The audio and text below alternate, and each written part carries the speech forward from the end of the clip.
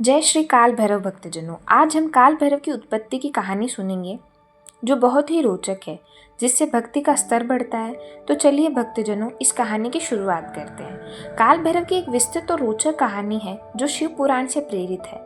यह कथा ब्रह्मा के अहंकार, शिव के क्रोध, पाप, मोक्ष और काशी की रक्षा की है। प्राचीन काल में हिमालय के शिखर पर स्थित कैलाश पर्वत पर शिव पार्वती निवास करते थे। एक दिन ब्रह्मा जी सृष्टि रचना के गर्व में वहां पहुंचे। वे चारों मुख वाले थे, लेकिन पांचवा मुख पीछे था जो हमेशा शिव की निंदा करते रहता था। ब्रह्मा बोले, शिव जी, मैं ही जगत का रचयिता हूँ, तुम तो केवल संहारक हो, मेरा स्थान सर्वोच्च है। शिव जी शांत रहे, लेकिन ब्रह्मा का पांचवा मुख लगातार अपशब्दों की वर्षा करने लगा। शिव अयोग्य है, मैं अमर हूँ। तत्पश्चात शिव जी का क्रोध भयंकर हो गया। उनके क्रोध से एक उग्र रूप प्रकट हुआ जो कहलाया काल भैरव। उनकी आंखें ज्वाला की तरह धधक रही, हाथ में त्रिशूल, कमर में सर्प लिपटा और पैरों तले काला कुत्ता दौड़ रहा था। भैरव गरज उठे, अहंकारी ब्रह्मा, तेरे घमंड की सीमा आज मैं तोड़ूंगा। तभी पूरा कैलाश कांप उठा, देवता भयभीत हो गए। तदंतर काल भैरव ब्रह्मा पर टूट पड़े। उनके नाखून की एक चोट से ब्रह्मा का पांचवा सिर धड़ से अलग हो गया। वह सिर हवा में उछलता हुआ गिरा, लेकिन चमत्कारिक रूप से काल भैरव के हाथ पर चिपक गया।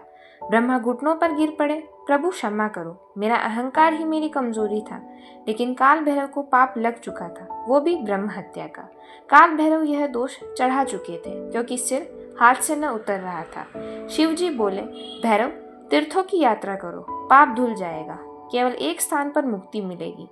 फिर काल भैरव ब्रह्मांड भर में तीर्थों पर भटकने लगे। पहले गए वह गया, जहाँ पितरों का तर्पण होता है। वहां स्नान किया, लेकिन खोपड़ी न गिरी। फिर प्रयागराज के संगम पर डुबकी लगाई, गंगा स्नान किया, दान पुण्य किए, परंतु सिर चिपका रहा। कुरुक्षेत्र, हरिद्वार, रामेश्वर, द्वारका, हर पवित्र स्थान पर गए। रास्ते में राक्षसों से भिड़े, निर्दोषों की रक्षा की। एक बार एक राक्षस ने उन्हें चुनौती दी, भैरव ने उन्हें भस्म कर दिया। देवता चिंतित थे कि भैरव का यह उग्र रूप कब शांत होगा। काल भैरव उदास होकर भटकते रहे। काला कुत्ता उनके साथ वफादार साथी की तरह रहा।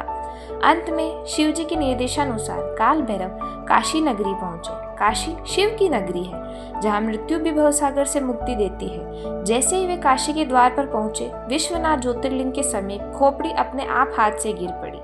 पाप धुल गया। शिव जी प्रकट हुए, भैरव, अब तुम काशी के कोतवाल हो, यहाँ के प्रत्येक वासी की रक्षा करो, अधर्मी को दंड दो, भक्तजनों को भय मुक्त करो। तुम्हारा काला कुत्ता शहर का पहरुआ बनेगा। काल भैरव ने प्रणाम किया और कहा, जैसी आपकी आज्ञा प्रभु। तब से काल भैरव काशी के दंडाधीश हैं। एक बार एक अधर्मी राजा काशी आया। भैरव ने काला कुत्ता बनाकर भटकाया। भक्तों के लिए वे उदार हैं। शराब चढ़ाओ, प्रार्थना करो, भय भाग जाता है। काल भैरव अष्टमी पर लाखों भक्त उनके दर्शन करने काशी जाते हैं। यह कथा अहंकार त्यागने, रक्षा की शक्ति और शिव भक्ति का संदेश देती है। सुनने वाले का भय नष्ट हो जाता है, जीवन में साहस आता है तथा इस कहानी को सुनने से भक्तों के लिए भक्ति का मार्ग और सरल हो जाता है। तो दोस्तों, यह थी आज की काल भैरव की उत्पत्ति की कहानी।